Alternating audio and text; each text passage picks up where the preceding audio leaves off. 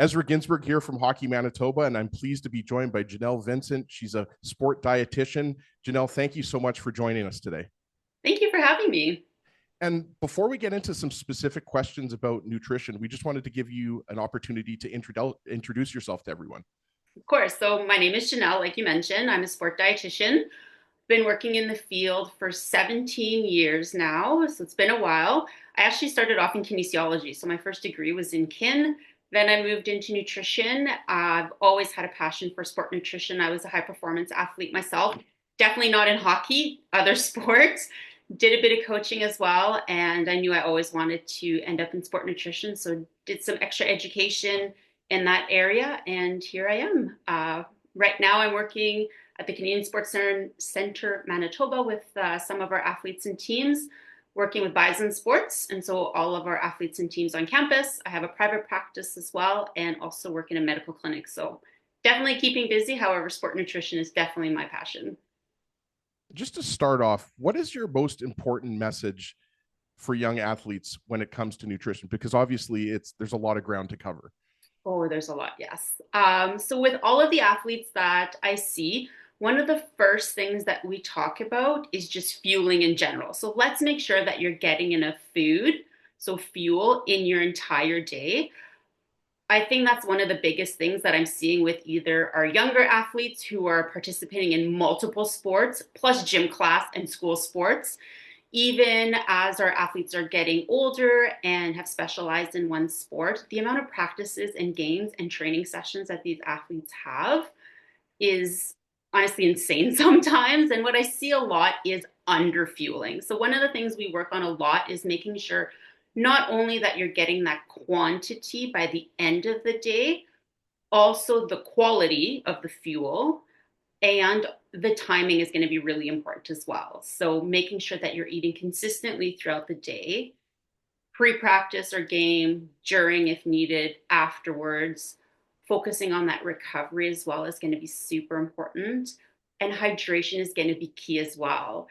I find that hydration is always, or not always, I should say, often a missing piece.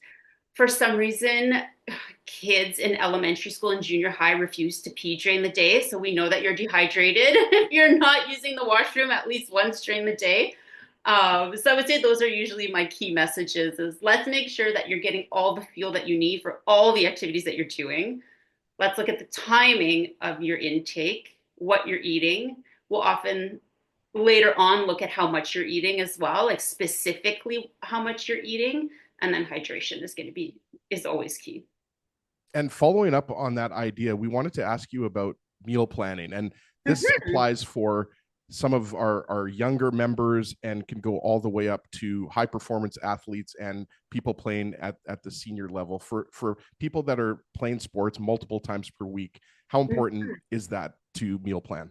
Definitely. I would say planning your meals ahead of time and just having an idea of what you're going to eat and what you're going to eat is going to help you and set you up for success. Definitely.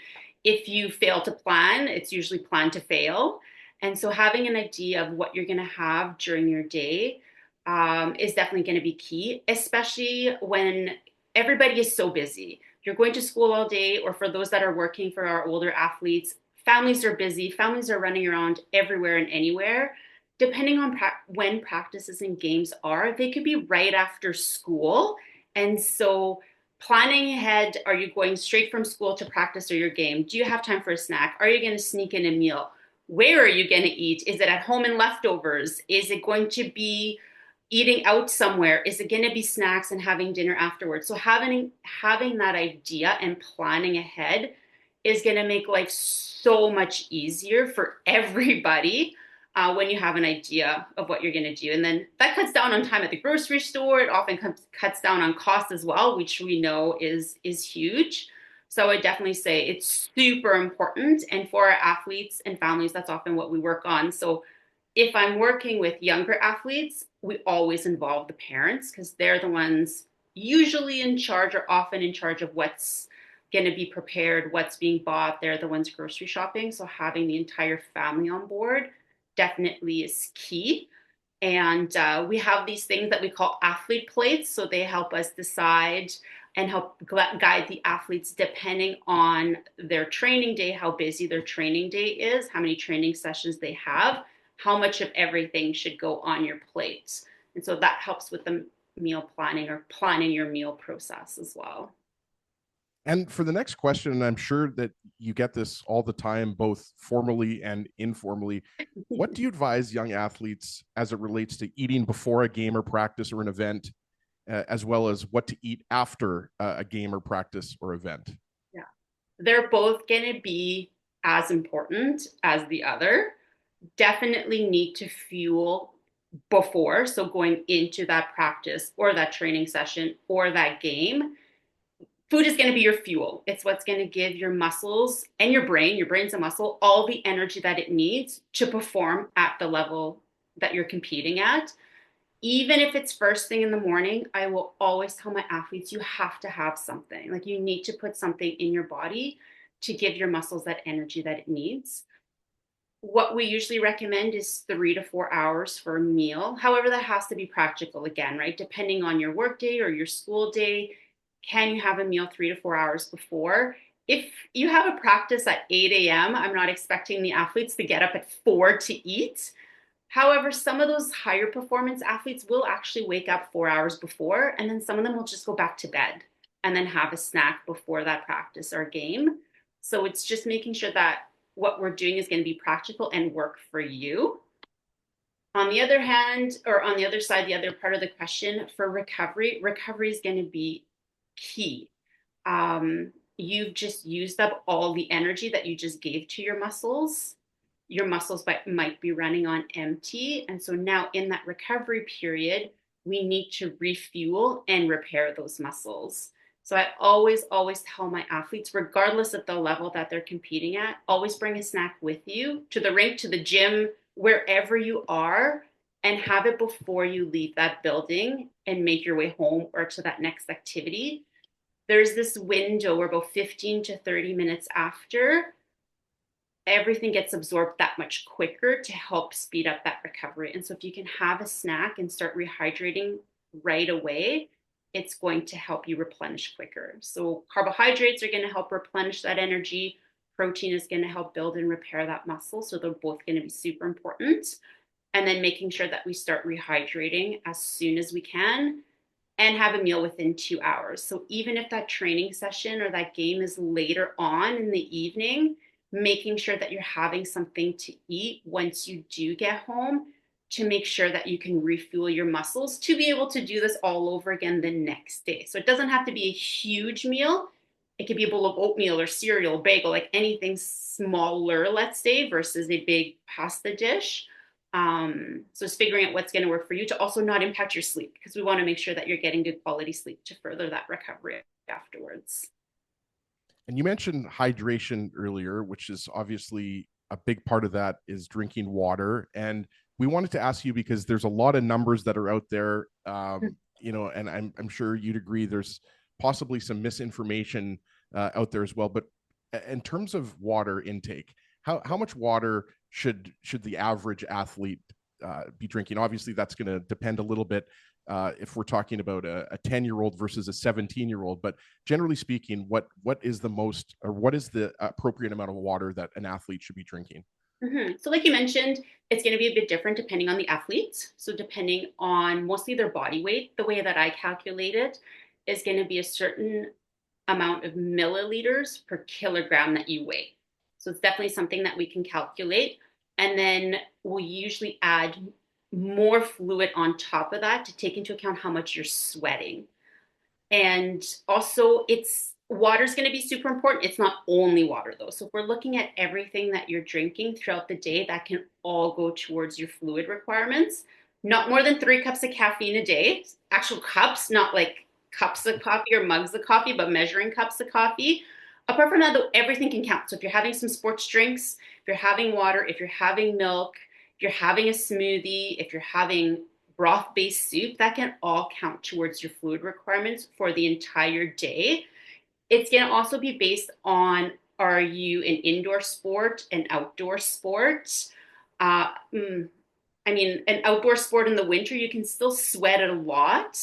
even when you compare it to an outdoor sport in the summer. It's also going to depend on how much equipment you're wearing. Hockey is literally covered head to toe. You sweat a lot as a hockey player. I do a lot of hydration testing, and we've done some hydration testing with men's and women's hockey teams in the past. And the sweat rate is crazy in hockey, even though you're indoors in a cold rink. Um, Football sweats a lot too. They're outdoors, they're covered head to toe as well. Swimmers sweat as well, even though they're in the pool, right? And so it's going to depend on a few things, but just baseline general requirements. I'll base all of your fluid needs on a certain amount of milliliters per kilogram that you weigh, and then we'll take into account how much we guess that you're sweating too. An easy way for athletes is to look at the color of their pee. If your pee is the color of apple juice, you're likely dehydrated. It should be almost clear. It doesn't need to be clear, almost clear, and so a very light yellow. You should be peeing and drinking through your entire day, not just chugging back your fluids. So sipping on fluids through your entire day. All the athletes that I work with, I tell them you should be carrying a water bottle with you. It should be filled, drink and refill it. Don't just carry an empty water bottle in your backpack, and continuously sip on fluids if you're able to at school or at work. And you should also be peeing throughout the day. No matter how gross the bathrooms are, you should be peeing throughout the day. And look at your urine. All my athletes are looking at their urine color. We've got urine charts in the locker rooms and dressing rooms, so that they can have an idea and compare of where they fall, and just make sure that they're getting all those fluids, because it can definitely impact your performance. I mean, as soon as you're dehydrated, your performance can go down by as much as 10%. And the more dehydrated you are, the greater the impact. So definitely important to make sure you're hydrated. And one of the easiest things to do is just drinking water or any fluid. In your experience, what are some examples of nutrition misinformation that you see that you would like to address? Because I'm sure that is a long list. Yes, there's so much information available these days with the internet, with social media. It's everywhere and anywhere. One thing that I would say is, when you're reading or hearing or seeing nutrition information, it's thinking about where it's coming from. Is it a credible source? Someone can be a doctor. Are they actually a medical doctor specializing in nutrition? Are they someone who has a PhD in economics? Like, what are their credentials if they call themselves a doctor or a nutrition professional? Um, in Manitoba, the term nutritionist is not regulated versus the term dietitian is. So if someone's a registered dietitian, you'll know that they have their nutrition degree, they've done their internship or their master's, they've written the national exam and passed, versus a nutritionist in Manitoba is not regulated, so anyone can call themselves a nutritionist. And so just checking to see what are the credentials of the person that you're getting this information from. Do they specialize in nutrition and sport nutrition? Are they selling a product? Because if they're selling a product, they will definitely be pushing what this product does. And so sometimes we don't really know what the evidence is. Specifically related to sport nutrition, a couple things that I hear a lot is protein, protein, protein. I need lots and lots and lots of protein. When in fact, if you're calculating an athlete or just a person's requirements, they need more carbohydrates, which come from fruit and from grains. There's some in our cow's dairy, some in our plant-based proteins. Carbohydrates are going to be your fuel. Protein is definitely important, helps build and repair muscle. However, your requirements for carbohydrates are actually higher than protein. So often I hear the opposite, where we need tons and tons and tons of protein, when in fact it's those carbohydrates that are going to be key. I also often hear that sports drinks are bad. They've got too much sugar. If you're using sports drink for the purpose that they were literally invented for, they were invented at the University of Florida. Like Gatorade helped the Gators. It's invented for the football program at the University of Florida. So if you're using it for the purpose of sport, it definitely has a place.